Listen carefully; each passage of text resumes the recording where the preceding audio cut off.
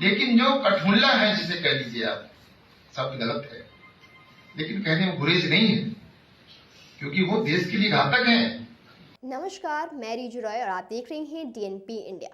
इस वक्त उत्तर प्रदेश में एक और मामला है जिसने तूल पकड़ रखा है। वो है इलाहाबाद के हाई कोर्ट जज कुमार शेखर यादव का। उन्होंने एक ऐसा बयान दिया है जिससे विपक्ष जाग उठा है। लेकिन कुमार शेखर यादव का पक्ष करते हुए उत्तर प्रदेश के मुख्यमंत्री योगी आदित्यनाथ नजर आए हैं। तो उन्होंने क्या कहा, पहले आप वो सुनिए।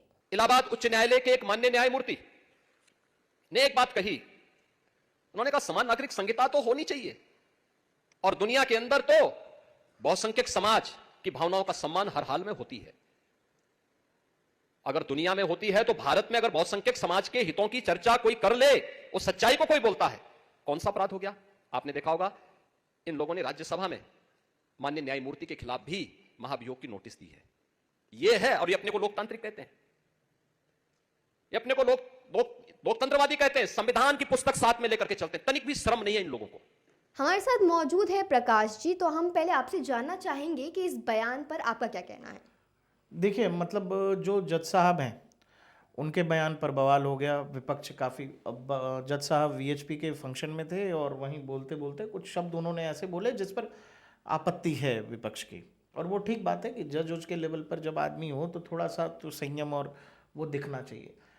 अब विपक्ष जो है उन पर जो है महाभियोग का प्रस्ताव ला रहा है राज्यसभा में।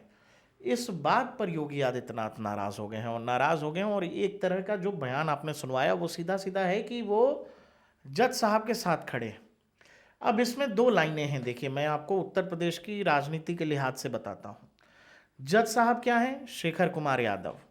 तो उत्तर प्रदेश में जाति की राजनीति करने वाले जितने तमाम राजनेता हैं, जो आपको पता है कि उत्तर प्रदेश में पुलिस जब एनकाउंटर करती है तो पुलिस वाला जो घायल होता है उसकी जाति कोई नहीं पूछता है। बदमाश जो या चाहे घायल हो जाए या बदमाश एनकाउंटर में मारा जाए तो उसकी जाति क्या है, उस आधार पर विपक्ष का रिएक्शन आता है। आपने देखा होगा जो मंगेश यादव का मामला था, मंगेश यादव का मामला लोगों ने इस वजह से उठाया कि उनको लगा, और उन्होंने मतलब विपक्ष ने इस तरह से कोशिश की लोगों को बताने की, जैसा समाजवादी पार्टी का जो स्टांस था या खुद अखिलेश यादव का, कि जानबूझकर एक खास जाति के खिलाफ उत्तर प्रदेश की पुलिस जो है एनकाउंटर करती है।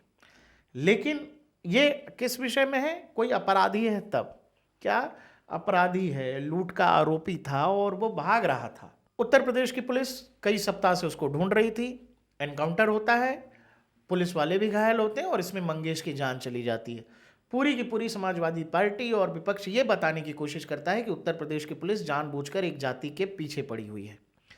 अब ये दूसरे मामले पर आइए।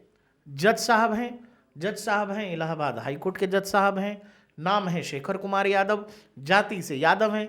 लेकिन आप देखो कि क्या समाजवादी पार्टी या विपक्ष जो उत्तर प्रदेश में मजबूत विपक्ष है, आपने सुना कि शेखर कुमार यादव के समर्थन में कोई खड़ा हो गया?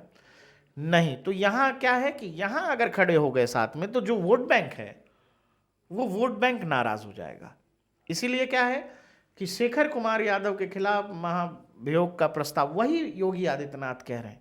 इस देश में रिजू ऐसे ऐसे जज हुए हैं कि जज साहब ने जब इंदिरा गांधी के समर्थन में, 80s के दौर में इंदिरा गांधी के समर्थन में निर्णय दे दिया तो बाद में उनको कहीं का राज्यपाल बना दिया, तो उसके बाद में लोकसभा का टिकट भी दे दिया। ऐसे ऐसे जज हैं कि जो रिटायरमेंट लेके घर बैठ गए, बाद में उनको फिर से बाकायदा हाईकोर्ट में बुलाया गया और हाईकोर्ट से सीधे सुप्रीम कोर्ट का जज बना दिया गया।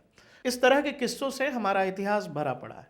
अब ये सबसे ज़रूरी बात आपको ये समझनी पड़ेगी कि उत्तर प्रदेश के लिहाज से जब आप इसको देखोगे तो मैसेजिंग यही है कि वो लोग जो अपराधियों की जाति बताते हैं और ये बताते हैं कि उत्तर प्रदेश पुलिस इनको जानबूझकर जाति के आधार पर निशाना बना रही है। अब उत्तर प्रदेश की सरकार और योगी आदित्यनाथ का ये बयान ये बतलाता है कि उत्तर प्रदेश की सरकार या उत्तर प्रदेश की पुलिस या खुद मुख्यमंत्री जाति के आधार पर कोई कार्रवाई नहीं करते हैं।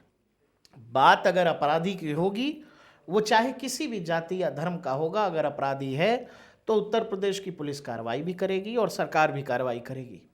लेकिन अगर कोई जज साहब कोई साधारण बयान दे दें, या मान लीजिए आपत्तिजनक बयान है, आप उस बयान का विरोध कर सकते हैं, लेकिन एक जज के खिलाफ इस हद तक विपक्ष चला जाए कि वो महाभियोग का प्रस्ताव उनके खिलाफ लाने जा रहा है, तो उसी पर योगी आदित्यनाथ कह रहे हैं कि ये जो दिखाने के दांत अलग और खाने के दांत अलग हैं। वो कह रहे हैं कि शर्म आनी चाहिए कि एक जज के खिलाफ आप राज्यसभा में ला रहे हो। अरे भाई, जज साहब ने ऐसा कुछ कहा ही नहीं। जज साहब का एक शब्द जो है वो जरूर आपत्तिजनक है। इसके अलावा जो उनका स्पीच था वो इस मामले पर था कि एक देश एक कानून होना चाहिए। वो यूसीसी की वकालत कर रहे थे। उस जज साहब के खिलाफ विपक्ष लामबंद हो गया और कह रहे हैं कि, लेकिन योगी आदित्यनाथ का साथ ये बताता है कि उत्तर प्रदेश के अंदर जो भी लोग ये समझते हैं कि किसी को भी किसी भी तरह से ब्लैकमेल किया जा सकता है, वो चाहे विपक्ष जिस तरीके से कर रहा है जो जज साहब के साथ, लेकिन सरकार को पता है कि सरकार को क्या लाइन लेनी है और योगी आदित्यनाथ ने अपनी लाइन बता दी है कि वो कहाँ पर खड़े हैं।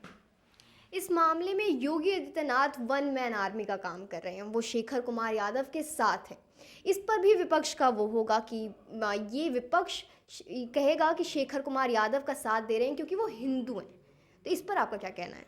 अब ये तो बहुत सिंपल बात है। मैंने आपसे कहा कि या तो अपराधी के साथ खड़ा होता कौन दिख रहा है, कौन लोग हैं जो अपराधियों की जाति बताते हैं और पुलिस एनकाउंटर में घायल पुलिस वालों का नाम तक नहीं लेते।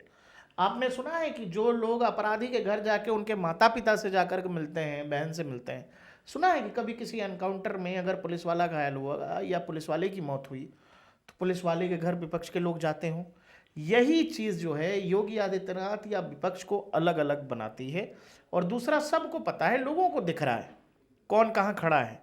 जज साहब ने जो बयान दिया वो बिल्कुल आपत्तिजनक बयान है, लेकिन मंगेश यादव कौन सा धार्मिक आदमी था? कोई पूजा पाठ करता था, कहीं मंदिर के बाहर फूल बेचते थे मंगेश यादव? अगर जाति आधारित ही पॉलिटिक्स है तो मंगेश यादव के लिए स्टांस लेने वाले लोग शेखर यादव के खिलाफ क्यों हैं? इलाहाबाद के हाई कोर्ट कुमार शेखर यादव के बयान पर लगातार बवाल हो रहा था, लेकिन योगी बाबा ने ये साफ कर दिया है कि उनकी कोई गलती नहीं थी इसमें। ऐसे में देखना रहेगा कि आगे क्या होता है। इस वक्त के लिए सिर्फ इतना ही। देखते रहिए DNP इंडिया।